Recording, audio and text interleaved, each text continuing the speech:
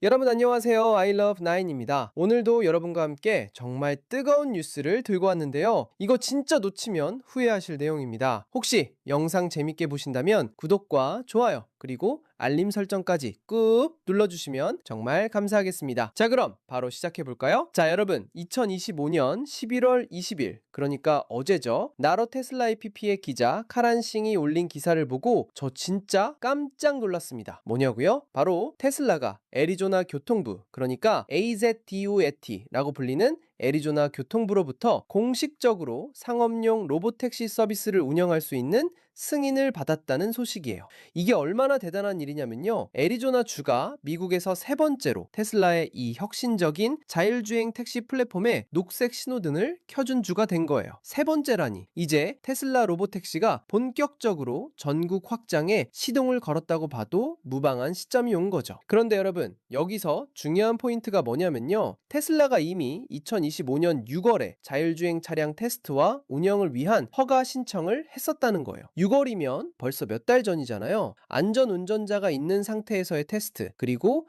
안전운전자가 없는 상태에서의 테스트 둘 다 신청했었다고 하네요. 소이어 메릿이라는 분이 AZDOAT로부터 받은 상태 업데이트에 따르면요. 테슬라가 2025년 11월 13일에 교통 네트워크 허가, 영어로는 Transportation Network Permit을 신청했대요. 그런데 놀라운 게 뭐냐면 겨우 4일 만에, 딱 4일 만에 모든 요구사항을 충족시켰다는 거예요.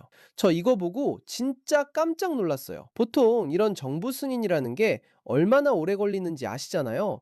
몇 달씩 걸리는 것도 예사인데 테슬라는 단 4일 만에 모든 절차를 마무리했다는 거죠. 이게 얼마나 체계적으로 준비했다는 건지 또 애리조나 주가 얼마나 자율주행 기술에 우호적인지를 보여주는 부분이에요. 그래서 2025년 11월 17일부로 이 허가가 활성화됐다고 합니다. 이제 테슬라는 우버나 웨이모처럼 유료 라이드 헤일링 네트워크를 운영할 수 있는 법적 권한을 갖게 된 거예요. 법적 권한이요. 이제 진짜 돈을 받고 승객을 태울 수 있게 된 거죠.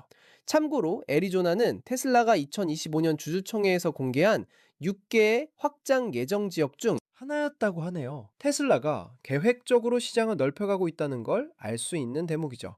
자, 그런데 여러분, 이번 승인에서 가장 중요한 디테일이 뭔지 아세요? 바로 승인 범위예요. 이게 진짜 게임 체인저라고 할 수 있는 부분인데요. 캘리포니아 같은 경우는 허가를 받을 때 도시별로 싸워야 한다고 하잖아요. 샌프란시스코 대 로스앤젤레스처럼 말이죠. 도시마다 따로따로 허가를 받아야 하는 복잡한 구조라는 거예요. 그런데 애리조나의 TNC 허가는요, 놀랍게도 주 전역에 적용된다는 겁니다. 주 전역이라고요? 이게 무슨 의미냐면요. 테슬라가 피닉스 다운타운 같은 특정 지오 펜스, 그러니까 특정 지역에 법적으로 제한받지 않는다는 거예요. 회사는 애리조나주 전체에 걸쳐 로보택시 서비스를 운영할 수 있는 규제 승인을 받았다는 겁니다. 이건 진짜 엄청난 일이에요. 왜냐면요, 이제 앞으로 도시간 자율주행 경로라는 게 가능해지는 거거든요. 이전에는 아무도 하지 못했던 일이죠. 생각해보세요. 피닉스에서 출발해서 투손까지 아니면 플래그 스텝까지 자율주행 택시를 타고 갈 수 있다는 거잖아요. 이건 단순히 도심 내 이동을 넘어서 진짜 장거리 자율주행 서비스의 시대가 열린다는 의미예요.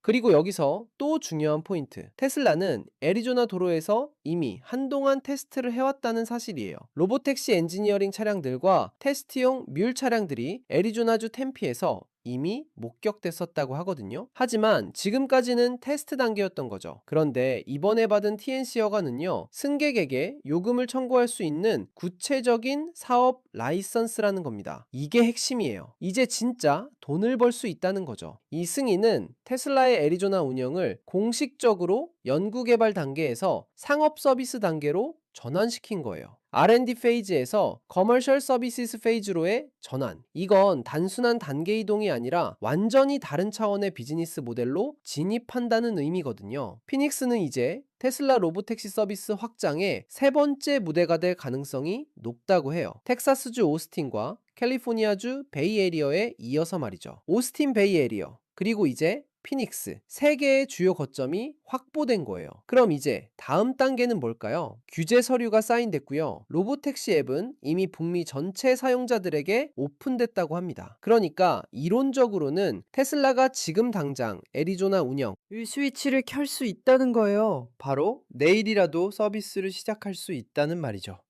애리조나주는 오랫동안 자율주행 차량 테스트의 천국이었다고 해요. 경쟁사들 사이에서도 말이죠. 그 이유가 뭐냐면요. 우선 날씨가 좋다는 거예요. 햇빛이 많고 비가 적으니까 자율주행 시스템 테스트하기에 최적의 환경이죠. 그리고 규제가 가볍다는 것도 큰 장점이에요. 다른 주들에 비해서 자율주행 차량에 대한 규제가 훨씬 우호적이라는 거죠. 그래서 테슬라가 로보택시 차량군 중 하나를 배치하기에 정말 좋은 후보지라는 겁니다.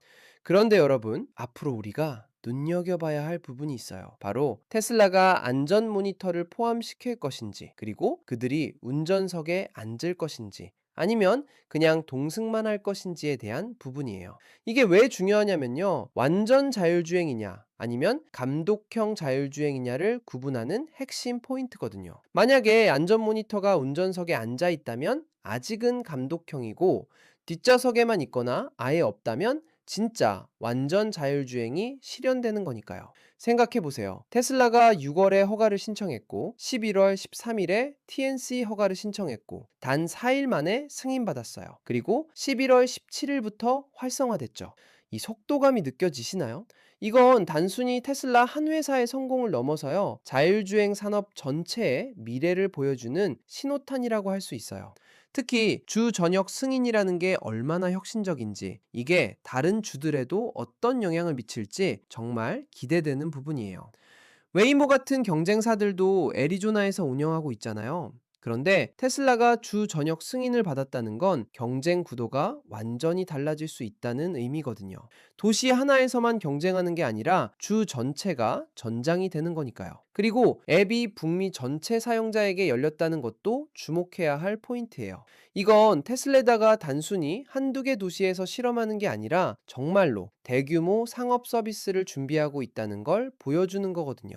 템피에서 이미 목격된 엔지니어링 차량들과 테스트 차량들은요, 그동안 데이터를 쌓고 시스템을 완성해 왔다는 증거예요. 이제 그 모든 준비가 결실을 맺는 순간이 온 거죠. R&D에서 상업 서비스로의 전환, 이건 정말 엄청난 의미를 가지고 있어요. 왜냐면 이제 진짜 수익이 발생하기 시작한다는 거니까요. 테슬라의 비즈니스 모델이 완전히 새로운 차원으로 진입하는 거예요. 오스틴 베이 에리어에. 이어 피닉스까지 세 개의 주요 거점이 확보됐다는 건 테슬라가 이제 본격적으로 전국 네트워크를 구축할 준비가 됐다는 신호예요. 그리고 이게 끝이 아니잖아요. 더 많은 주, 더 많은 도시가 앞으로 추가될 거라는 거죠. 지금 당장 스위치를 켤 수 있다는 테슬라의 준비 상태, 이건 정말 놀라운 일이에요. 얼마나 철저하게 준비해 왔는지, 얼마나 체계적으로 계획을 실행하고 있는지를 보여주는 완벽한 사례라고 할 수 있어요. 자, 여러분, 오늘 아이러브나인이 전해드린 테슬라 로보택시 애리조나 승인 소식 정말 뜨겁지 않나요? 이제 자율주행 시대가 정말 코앞까지 다가왔다는 걸 실감하게 되는 것 같아요. 앞으로 우리가 목격할 변화들이 정말 기대되고요. 테슬라가 어떻게 이 서비스를 확장해 나갈지, 안전 모니터는 어떻게 운영할지, 다른 주들은 또 어떤 반응을 보일지 계속 주목해야겠습니다. 여러분도 이 놀라운 변화의 순간을 저 아이러브나인과 함께 지켜봐 주시고요. 영상이 도움되셨다면 구독과 좋아요, 알림 설정 꼭 부탁드립니다. 다음에 또 재밌는 소식으로 찾아뵐게요. 감사합니다.